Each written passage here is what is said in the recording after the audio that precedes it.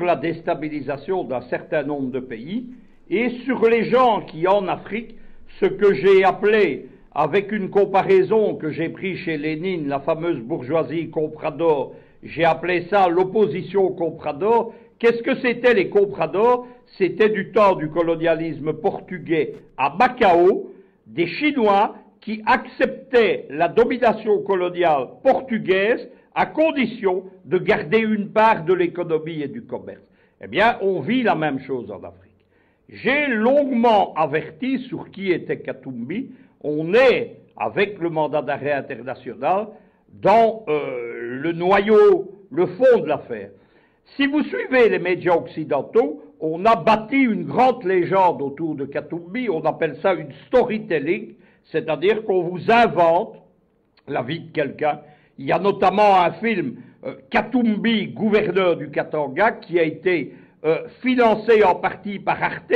Arte, ce sont les gouvernements de Paris et de Berlin, c'est de l'argent public, et on nous expliquait que Katumbi était un honnête homme, que c'était quasiment le seul politicien congolais honnête, alors que c'est un affairiste qui a livré le Katanga aux multinationales.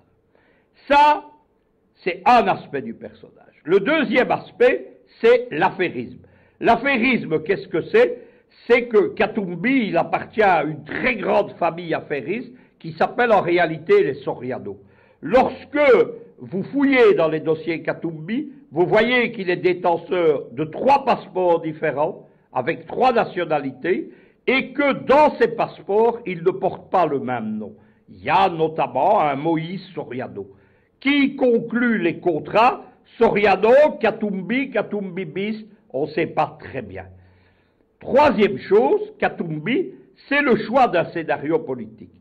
C'est l'homme qui a été choisi dès les années Obama, le fameux sommet USA-African Leader, nous sommes à l'été 2014, il a été choisi comme l'homme qui était chargé de dégager la cible principale de ce qui est devenu le printemps africain, qui était Kabila.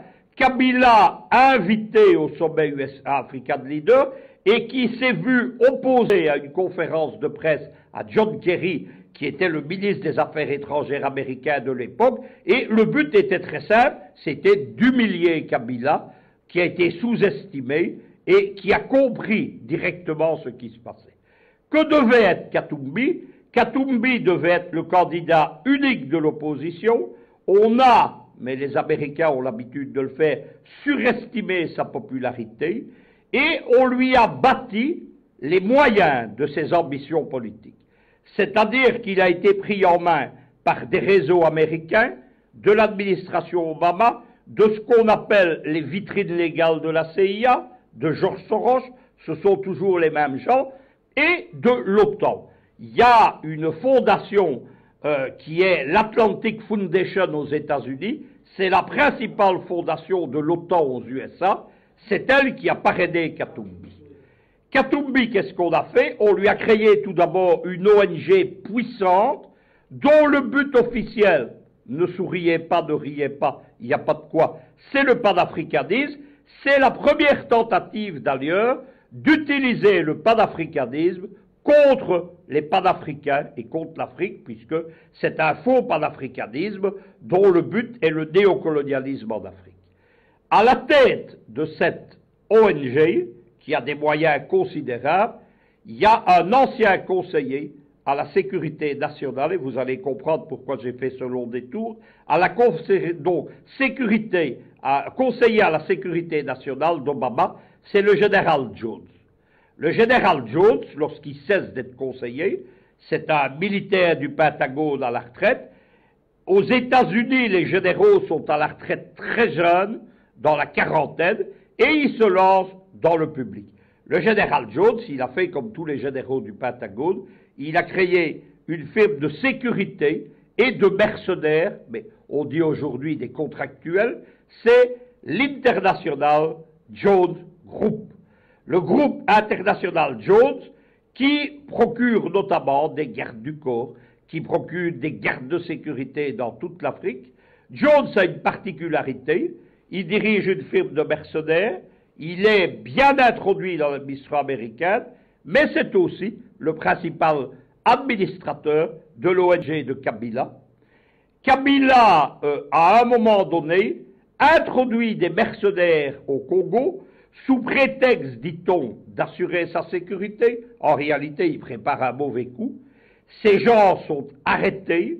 Il y a ce sont d'anciens Marines, il y a un de ces Marines qui fait des aveux en présence de ses avocats de la police congolaise devant un représentant de l'ambassade américaine dont il n'est pas molesté, il n'a pas été brutalisé, torturé, etc.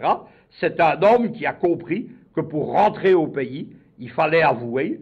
À partir de ce moment-là, le parquet général congolais lance une procédure pour déstabilisation et subversion de l'État congolais, pour utilisation de mercenaires, et c'est le début de l'affaire qui vaut aujourd'hui à Katumbi d'être poursuivi. Les affaires judiciaires de Katumbi continuent, l'affaire des mercenaires, il n'y a pas de doute, puisque nous avons des gens en aveu, et que tous les gens arrêtés, ils sont une vingtaine, ils appartiennent à ce Jones International Group, qui est une firme de mercenaires, genre Blackwater, Groupe 10, MPRI, etc. Katumbi est poursuivi pour une série de malversations. Il y a notamment des spoliations de citoyens congolais dans l'achat de bâtiments. Il est condamné, il est en appel. La presse occidentale, les Belges surtout, nous disent Katumbi, il est innocent. Regardez, il est en appel. Quand vous êtes en appel, vous n'êtes déjà plus innocent, puisqu'il est en appel contre une condamnation. Deuxième procédure qui suit, c'est la procédure, l'affaire, ce qu'on appelle l'affaire des mercenaires, je le répète, sur lequel il n'y a pas de doute. Et ce que veut le parquet général congolais, c'est arrêter la petite musique de nuit, où la presse belge, en particulier Le Monde Afrique, sa petite sœur, la Libre Belgique Afrique à Bruxelles, nous raconte que Katumbi est poursuivi politiquement. C'est un agneau blanc innocent. On l'a empêché d'être candidat. Il n'a pas pu venir déposer sa candidature, non pas parce qu'on lui a interdit de rentrer, mais parce qu'il y a un mandat d'arrêt international contre lui et qu'il conviendrait qu'il se constitue prisonnier et qu'il soit incarcéré, ce qui suffit d'ailleurs à empêcher sa candidature aux élections. Mais Katumbi reste un des jokers des Occidentaux, puisque vous avez vu ce rassemblement de 8 partis de l'opposition congolaise, alors que les candidatures à la présidentielle sont déposées en cours d'être examinées. Donc, dire maintenant nous allons présenter un candidat unique, ça veut dire qu'on s'apprête à saboter les élections. Et certains de ces partis de ce G8, ce sont des gens qui espèrent toujours présenter un Katumbi avec les moyens américains financiers dont dispose Katumbi comme candidat à la présidentielle. Il était temps que Kinshasa siffle la fin de la récréation. Merci donc à vous, Luc Michel. Eh bien,